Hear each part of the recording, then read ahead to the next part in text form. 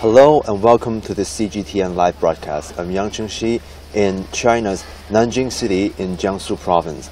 Now, it's a fine morning in Nanjing City, but the atmosphere in this city is one of solemnness and gravity because today is the 80th anniversary of the atrocious Nanjing Massacre that happened since this very day 80 years ago, which led to the brutal murder of about 30,000 innocent Chinese citizens in this city. Now, today many memorial events are held across the city by citizens or organized by local governments. And today we are at the site of a memorial event that is organized by the citizens. We are at the Ching Shan mass grave or burial sites. This is one of the 17 mass burial sites in Nanjing City. So this just goes on to show the extent of the historic atrocity that was done by Japanese invaders back in 1937 that led to the death of many people. In this vicinity, back in the day, around over 1,000 innocent Chinese citizens were brutally murdered here, and they were all buried around this vicinity. Now, where we are at right now is the Hohai University in the outskirts of Nanjing. It was an uninhabited wildland back in 1937, but back then it was pretty close to the downtown of Nanjing. So the Japanese invaders used this place as one of the mass graves or mass burial sites for the people they've killed. So today at around 10 a.m., students and faculties here will have a memorial service. You can see that the white doves or origami white cranes are scattered on the floor by faculty members. That signifies the colors of the bird. The bird itself signifies peace, world peace, and this has been a consistent message that the faculties want to spread using this memorial event. So we are now joined by one of the faculty members here today. So what's your name? Yu. Thank you for joining our live broadcast. So can you tell us about the arrangements here today? Yeah, sure. So at 10 o'clock in the morning, the faculties and the students get together here at the Shan burial site. We will first sing the national anthem. Then we will observe a moment of silence. We present the flowers baskets to the dead people in the massacre. Afterwards, the representatives of the students and of the faculties of Hohai University will give a speech. The students recite the poetry to memorize the history and also to encourage the young people to work hard and to contribute to developing our country. In the end, all the people will walk around this monument and present their flowers. Yeah, that's so we have a monument right there that is a white monument that was built, I think, in 1985 by the university. And we just a while ago we've seen students rehearsing on the two stands you're seeing right now in front of us. They've just finished rehearsing, so they've went back to their classroom. They will come out in a minute. They were all dressed in black, and they hold in their hand poems that they will read in a moment later. So this has been a tradition for the university for how long? This university, it's already 102 years. But this memorial event, how many years have it been? This event is always held, and since this monument was constructed in 1985, and this kind of event to memorize the dead people in the massacre is always held.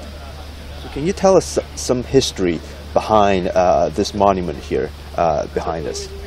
This monument was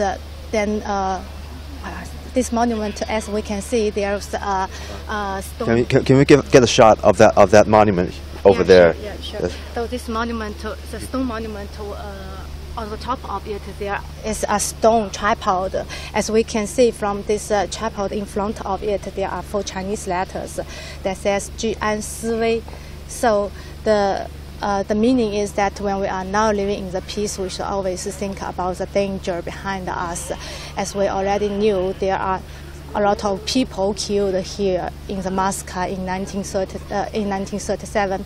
And at the three sides of this monument, we can see the inscriptions was written in three languages, basically Chinese, English, and Japanese, to remind all the people around the world to prevent the war and also to charge the peace. So yeah. Thank you. So a lot of students, about how many students today are participating? About 300. About 300 students will participate in today's memorial event here, and every year different students participate in this event to commemorate, to pay tribute to the victims that were killed. Let's talk to one of the students here. What's your name? My name is Ye Tong, from English major, Hohai University. Thank you for joining our live broadcast. So, do you know the history why this was a mass burial site? How many historical backgrounds do you know about this? Shan burial site is one of the 17 Nanjing burial sites. And 80 years ago, this northern part of Shan was still an area of wilderness. However, it is very close to the residential area, and innocent civilians living nearby in Hanjiaxiang and Wujiaqiao were brutally slaughtered by Japanese troops, and they were buried here later together.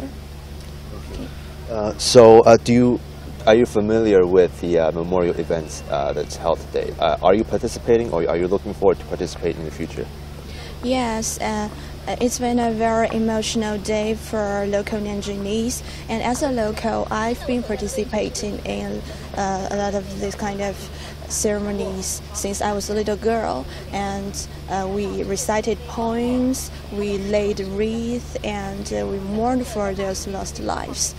We also listen to lectures by those people who have actually experienced the war, and I think it is a very meaningful activity and ceremony, and we all hope this dark period of history will not be repeated. So you're a local Nanjing citizen? Yes. Have you relatives, or have distant relatives that experienced that massacre, or have stories to tell about the massacre in 1937? Yes, I've heard stories from my great-grandparents, and they've been soldiers or the civilians that have actually experienced the war. So it's not that far away. It's not that long ago for me, I think. So here's a question for both of you. So this year is the 80th anniversary of this atrocious event. So today, the city has been preparing. We're expected to hear a speech from Chinese President Xi Jinping this morning in the Memorial Museum. So, how has the city been preparing? Has the city been having special preparation for this year, the 80th anniversary, compared to previous years? Yeah, sure. And also in the universities and in the schools, there are more activities held. People are organized to watch the information, the exhibitions, and also the lectures and movies at that time period. And also you can, at 10 o'clock, you can hear the silence that every citizen in Nanjing here can heard. This is also to remind the people about the tragedy this aggressive war brings to us. Yeah. So we will hear sirens go off at 10 today, and at 10 a.m. I think many local citizens will stop their cars and honk their horns to pay tribute to the deceased during the Nanjing Massacre.